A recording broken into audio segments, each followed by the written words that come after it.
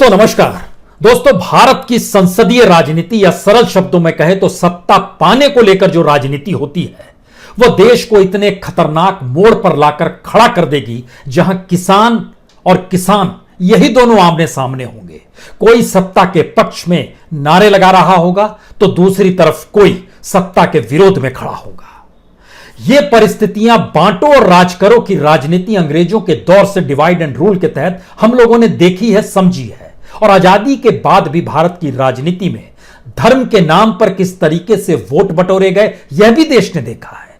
जातियों के आधार पर क्षत्रपों का उदय कैसे हुआ और जातियों के आधार पर वोटिंग कैसे होती है यह भी छुपा हुआ नहीं है। जातियों के भीतर भी किस तरीके से लोगों को बांटा गया यह भी छुपा हुआ नहीं है। लेकिन इस देश का किसान जो पीढ़ियों से इस देश को अनाज खिलाते आया है, अन्न को उपजाते लाया है, वह भी अपने ही किसान के सामने जब इस बात को लेकर खड़ा होगा कि सरकार ने जो निर्णय लिया है वो सही निर्णय लिया है और आप जो कह रहे हैं वो गलत कह रहे हैं, या फिर दूसरी तरफ जो किसान है वो कहेगा सरकार ने जो किया है वो गलत किया है, आपको शायद बहकाया जा रहा है, तो आप क्या करेंगे? दरअसल यह कोई सियासत नहीं है, यह दरअसल किसी भी देश के फेल होने का एक ऐसा कदम है जिसके बाद सत्ता संभाले लोगों के सामने कोई उपाय नहीं बचता है कि वह लोगों को बांटते चले जाएं। अर्थव्यवस्था फेल हो चली है, इंस्टीट्यूशंस फेल हो चले हैं, कॉन्स्टिट्यूशन इस देश में लागू करा पाने की स्थिति में इंस्टीट्यूशंस ही नहीं है जो कि कॉन्स्टिट्यूशनली स्वायत्त ऑर्गेनाइजेशंस हैं। इस देश के भीतर में फिरिस्त में अब पार्लियामेंट भी उसी तरीके से आकर खड़ा हो गया है जहां लगता है वो हाशिए पर है। ऐसी परिस्थिति इस देश के भीतर में आएगी तो कोई भी सत्ता क्या करेगी? लोगों को बांटेगी। और किसान कल जब बंटे हुए आपको सड़कों पर नजर आएंगे और उसका सबसे बड़ा युद्ध स्थल अपने तौर पर पंजाब और हरियाणा में दिखाई देगा और वो दिल्ली की तरफ बढ़ते हुए कदमों को कैसे रोका जाए, यह एक अपने तरह की सियासत नहीं होगी।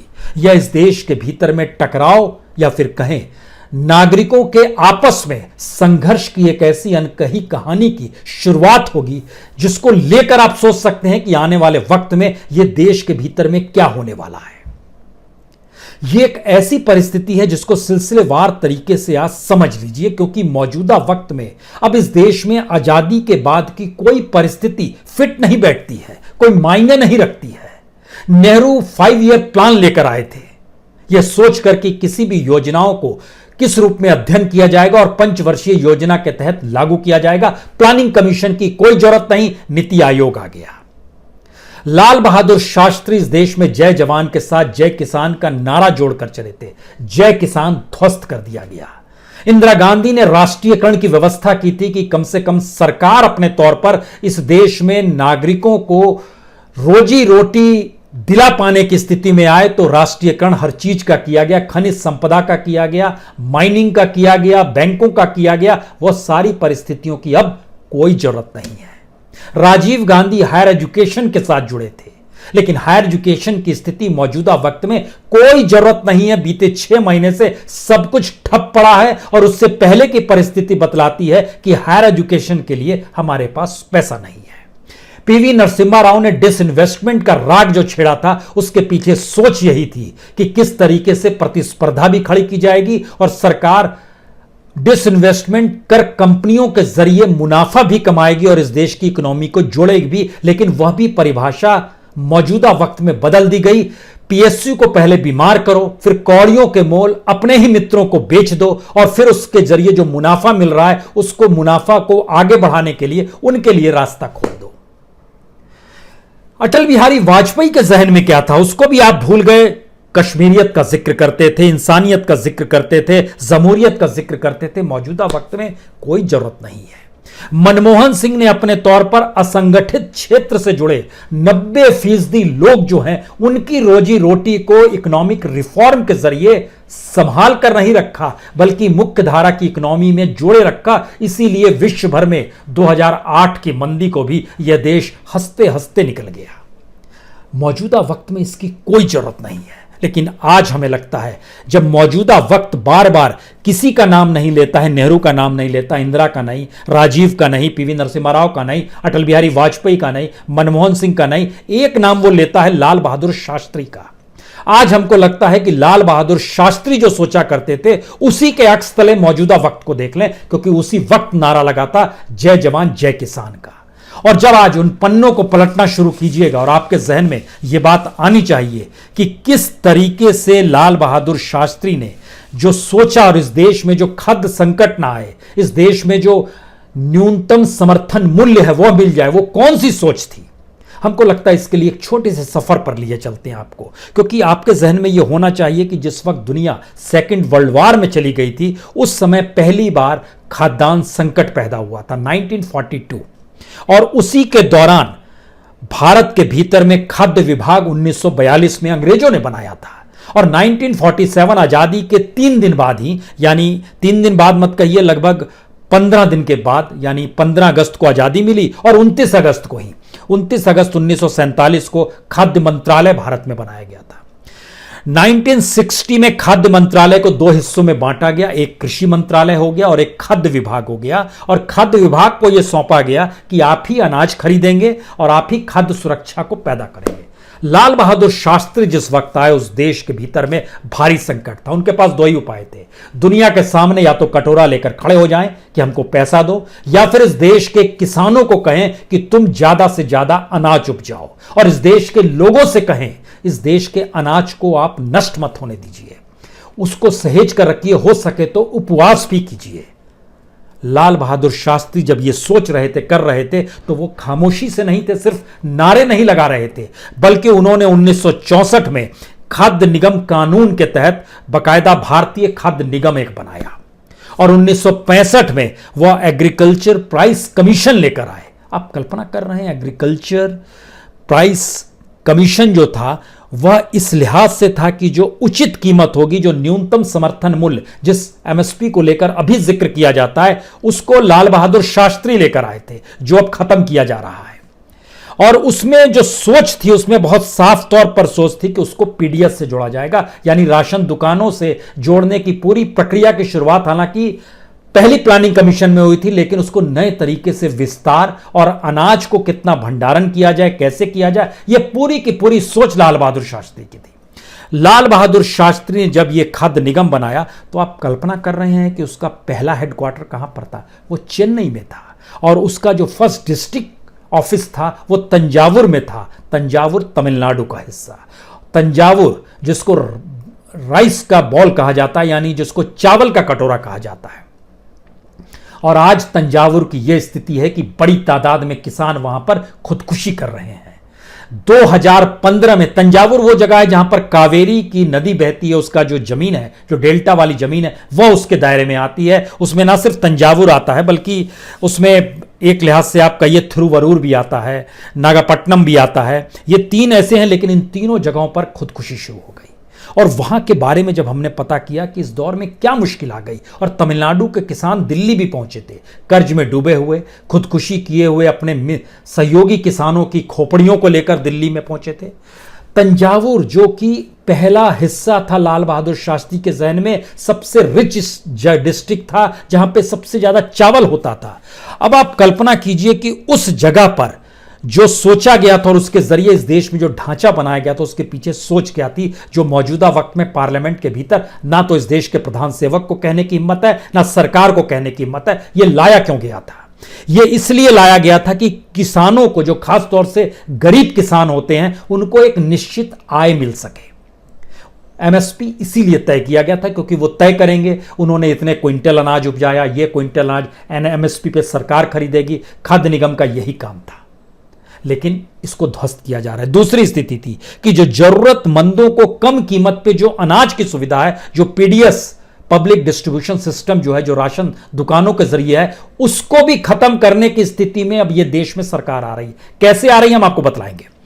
तीसरी स्थिति थी कि जो ऑपरेशनल और बफर स्टॉक है, यानी जो खाद्य सुरक्षा इस देश के भीतर में होगी, उसको बेहतर बनाने की दिशा में भी उस वक्त लाल बहादुर शास्त्री सोच रहे थे। इतना ही नहीं, बल्कि जो मार्केट प्राइस होता है अनाज का, उसको भी रेगुलेट करेंगे वह खुद, यानी ऐसा ना हो कि व्यापारी अनाज को बढ़ाता चला जाए। यह सोचा जा रहा है 1965 में कौन सोच रहे हैं? लाल बहादुर शास्त्री सोच रहे हैं। और उन्हें बहुत साफ तौर पर कहा था कि बाजार की कीमतों पर भी हम नियंत्रण रखेंगे, जिससे कोई भी अपने तौर पर कीमत को बढ़ा ना सके। यह सोचा जा रहा था, लेकिन अब इसका जिक्र नहीं होता है। जिक्र क्या होता है? जो एक शांता कुमार की रिपोर्ट आई मौजूदा वक्त में प्रधान सेवक की सत्ता के दौर में, शांता कुमार की रिपोर्ट ने बहुत साफ कहा कि सरकार निजी क्षेत्र की कंपनियों को सरकार की तरफ से ही अनाज खरीदने को कह सकती है। इसको ऑफिशियली मान लिया है गवर्नमेंट ने, यानी कल को वो कह सकती है किसी भी कंपनी को जो पैन इंडिया होगी, बार बार हम जिक्र करने की जरूरत नहीं कौन सी कंपनियां होंगी, सरकार की सहयोगी कंपनियों का नाम सबसे ऊपर बार बार आ रहा है, उसमें अडानी की कंपनी का नाम बार बार आ रहा है, उनको कह सकती है आप अनाज खरीदिए। दूसरी स्थिति थी कि जो प्रमुख आर्थिक सलाहकार हैं सरकार के, कृष्णमूर्ति सुब्रमण्यम, उन्होंने जो आर्थिक सर्वेक्षण पिछली बार आया था उसमें बहुत साफ तौर पर कहा था कि जो पीडीएस सिस्टम है यानी सार्वजनिक वितरण प्रणाली है, उसके कवरेज में 70% से घटाकर आपको 20% तक करना चाहिए। आप जिम्मेदारी मत उठाइए, इसको प्राइवेट सेक्टर के हवाले कर दीजिए, और जो किसानों से आप सब्सिडाइज रेट पर जो उनसे अनाज खरीदते हैं उसके बदले उनको कैश ट्रांसफर कीजिए। उनसे अनाज मत लीजिए, कैश ट्रांसफर कर दीजिए, 1000 रुपए, 2000, 3000, जो भी करना है कर दीजिए। और इसका जिक्र भी शांता कुमार की रिपोर्ट में किया गया था कि अनाज की खरीद कम कर डायरेक्ट कैश ट्रांसफर की तरफ सरकार को बढ़ जाना चाहिए। इसको अब अपनाने की दिशा में बढ़ गए हैं, और यहीं से यह बात शुरू होती है। अगर सरकार इस रूप में सोच रही है और उस दिशा में बढ़ चुकी है तो फिर क्या होगा? इस देश में किसानों का सच क्या है? इस देश के भीतर में किसान लगातार कम हुए हैं, उनकी जमीन लगातार कम हुई है, उनके हिस्से में जो मजदूरी आती थी वह लगातार कम हुई है, और वह भी इस देश के भीतर में असमान है। पंजाब में प्रति किसान आय जो है पर महीने की जो है वो 18,000 है, हरियाणा में लगभग 14,000 है, बिहार में लगभग 3,500 है, उत्तर प्रदेश में लगभग 4,500 है। तो क्या ये एक ऐसी पॉलिसी लेकर आए जिसमें सारे किसान एक बराबर हो जाए और इस देश में हर किसान की औसत आय जो है वो 6,500 है, तो सबकी 6,500 औसत आय कर दी जाए?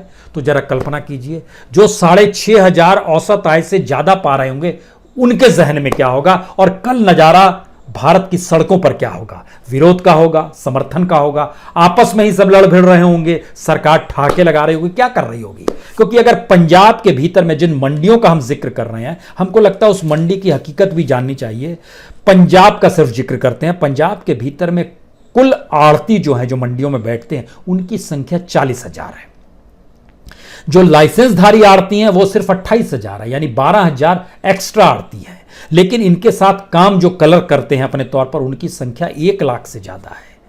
जो सीजन में मजदूरी आड़ती जो उठाते हैं, क्योंकि माल आया है ट्रैक्टर पे, उसको उठा के अंदर रखवाना है, अंदर रखवा के फिर गोडाउन में भेजना है, फिर वहां से उठवा के फिर मार्केट में सेल करवाना है। इस प्रोसेस में 10 लाख से ज्यादा मजदूर सिर्फ आड़तियों के जरिए मंडियों में काम करते हैं, और पूरे पंजाब के भीतर में लगभग 1,860 का गवर्नमेंट का आंकड़ा है, लेकिन 2,000 के लगभग वहां पर टोटल ग्रेन मार्केट है पूरे पंजाब के भीतर में। क्या होगा?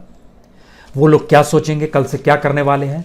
और दूसरी तरफ जो छोटे राज्य है जहां पर कमजोर परिस्थितियां हैं, इस देश की राजनीति ने दरअसल सब कुछ बदल दिया। हमको लगता है कि आज एक खास तौर से जिक्र मुजफ्फरनगर का करना चाहिए, तब उसके बाद बात आगे बढ़ाएंगे, क्योंकि मुजफ्फरनगर वो जगह है जहां पर 1987 में, यानी आप अगर चले जाइए 33 साल पहले मुजफ्फरनगर के कारनू खेड़ी एक गांव है, वहां पर एक बिजली घर में आग लग गई।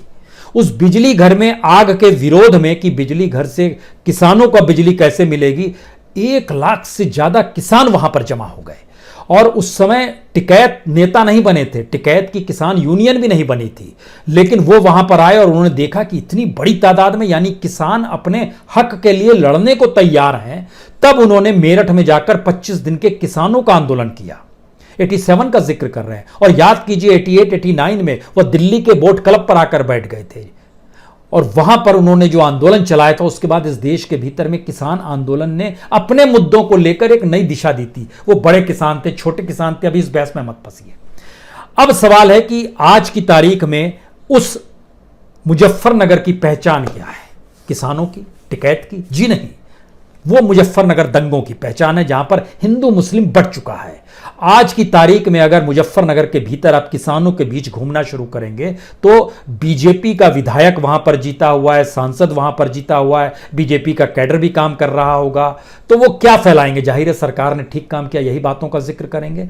और उन सब के बीचों में आप धर्म और सांप्रदायिकता की राजनीति के जो बीज थे, अब वो किस तरीके से फल फूल गए हैं और किसान शब्द हाशिए पर चला गया है, किसान से जुड़े मुद्दे हाशिए पर चले गए, वो मायने नहीं रखते हैं। मुजफ्फरनगर एक ऐसी टेस्ट है इस समझने के लिए कि किसान राजनीति का केंद्र होकर भी वो कैसे धीरे धीरे धराशायी हो गया।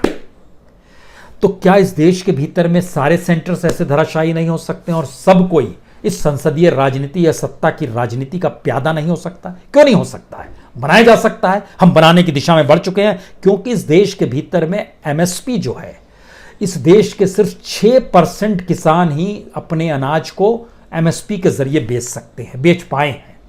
बाकी 94% को नहीं मिलती है आय, जो न्यूनतम समर्थन मूल्य होता है वह बेचते जो है, चाहे आपने 1900 रुपए क्विंटल कर दिया, लेकिन बिकता आज की तारीख में भी है 1100, 1200, 1300, 1350, 1375, 1400 छू जाए तो बहुत बड़ी उपलब्धि है। देश भर में उन जगहों का जिक्र कर रहे हैं जहां पर सबसे मजबूत किसान है, वहां की यह स्थिति है।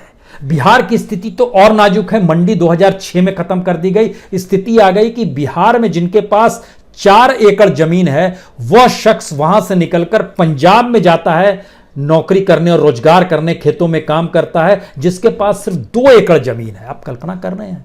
यह है इकोनॉमी की हेराफेरी और यह है किसान को किसान के खिलाफ खड़े करने की सियासत। और इस राजनीति में प्यादा किसान कैसे धीरे धीरे बनता चला जाएगा, इसके लिए हमको लगता है कि एक और हिस्से पर आपको सफर पे चलना चाहिए, क्योंकि भारत के भीतर में जमीन किसानों के पास नहीं है। आप कल्पना कर सकते हैं 0.01%, 0.01 हेक्टेयर जमीन इस देश में 10 लाख परिवारों से ज्यादा के पास है। इस देश में 0.01% से लेकर 0.40 तक लगभग 135 लाख परिवारों के पास इतनी जमीन है। 0.41% से लेकर 1 हेक्टेयर तक 152 परिवारों के पास। ये सेंसस के डाटा है। यहां हमको सेंसस के डाटा बढ़ाना, इस दौर में तो चीजें और बिगड़ गई होंगी, क्योंकि सेंसस का आधार 2011 ही रहा है। यानी इस देश में 258 लाख परिवार ऐसे हैं जिनके पास 1 हेक्टेयर से भी कम की जमीन है, और टोटल जो किसानी इस देश के भीतर में है वो 468 लाख परिवार ही किसानों के इस देश में ऐसे थे 2011 के आंकड़ों के मुताबिक, जिसमें जिनके पास जमीन थी। यानी 468 में से 298 लाख परिवार जो है वो सिर्फ 1 हेक्टेयर से कम में था, और उसके बाद की स्थिति देखिएगा 1 से 2 हेक्टेयर के बीच में लगभग 86 लाख परिवार। इसका एक टेंटेटिव डाटा एक एनजीओ ने निकाला कि 2020 तक की क्या स्थिति होगी। आप कल्पना कीजिए कि 1 हेक्टेयर से कम जमीन वाले 3.5 यानी 350 लाख, 3.5 करोड़ परिवार इस देश के भीतर ऐसे हैं जिनके पास 1 हेक्टेयर से भी कम की स्थिति है। यानी इस देश के भीतर में 86% लोग ऐसे हैं जो कि अपने अनाज को उपजाते हैं और किसी तरीके से उनके दरवाजे पर कोई आकर खरीद ले, वो मंडी तक नहीं जा पाते हैं, ऐसी स्थिति में जीते हैं। वो दूसरे राज्य में जाकर क्या बेचेंगे? तो इन 86% को क्या कल फील होगा जब विरोध प्रदर्शन हो रहा होगा, और उन 14% को क्या फील हो रहा होगा जो दूसरी मंडी में जाने की स्थिति में है। एक स्थिति हो गई। दूसरी स्थिति, जिनकी कमाई महीने भर की 3,500 रुपए होगी, 4,000 रुपए होगी, 5,000 होगी, या राष्ट्रीय एवरेज 6,000 भी होगी, तो भी आप कल्पना कीजिए कि 5 लोगों का परिवार एक महीने में नेशनल एवरेज के हिसाब से अगर 6,500 रुपए पाता है, तो इस देश में किसानों की क्या स्थिति है। और सबको आप एक कैटेगरी में लाना चाहते हैं। यह अगर स्थिति आ गई है, तब इसके बाद की स्थिति अगली बनती है। इस देश के भीतर में 1951 में जो एग्रीकल्चर से जुड़े हुए लोग थे उनकी संख्या लगभग 70% थी, आज वो घटकर 50% से नीचे आ गई है।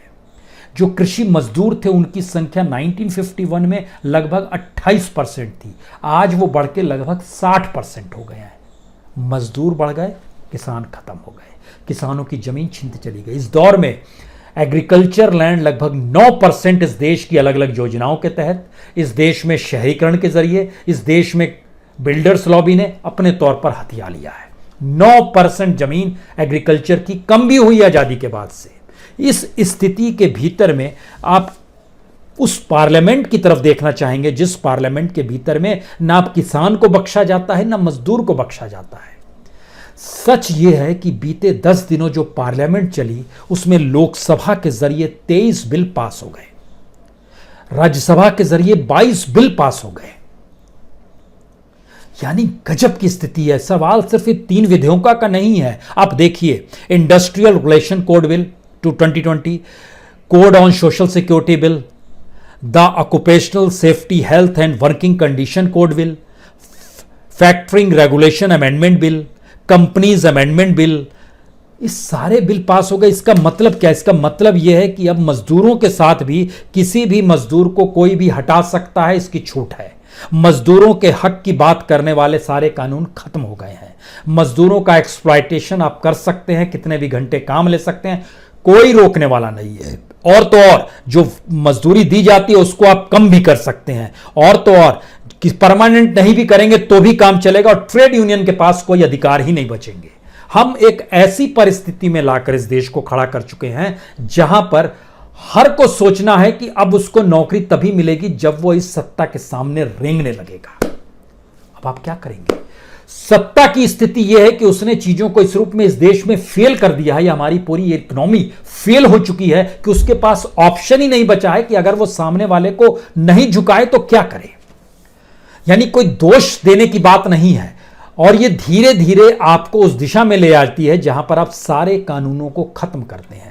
आप कोई लाल बहादुर शास्त्री नहीं है जो देश को एक साथ जोड़कर खड़ा करें और बताएं कि देश कैसे बनता है। आप कोई नेहरू नहीं है जो उस विजन के साथ खड़े हों कि एक बड़ी लंबी लड़ाई लड़नी पड़ती है, विजन के साथ बढ़ना पड़ता है। आपको इंदिरा गांधी के तौर भी नहीं है जिसमें एक पहचान हो कि हम एक राष्ट्रवाद के तहत जिएंगे और नेशनलाइजेशन करेंगे। यहां तो टोटल मामला प्राइवेटाइजेशन का है, सब कुछ बेचने का है। आपको इकोनॉमिक रिफॉर्म भी नहीं जानते हैं जो पीवी नरसिम्हा राव या मनमोहन सिंह ने किया, और शायद आप अटल बिहारी वाजपेयी की जमहूरियत को भी नहीं समझ पाते हैं।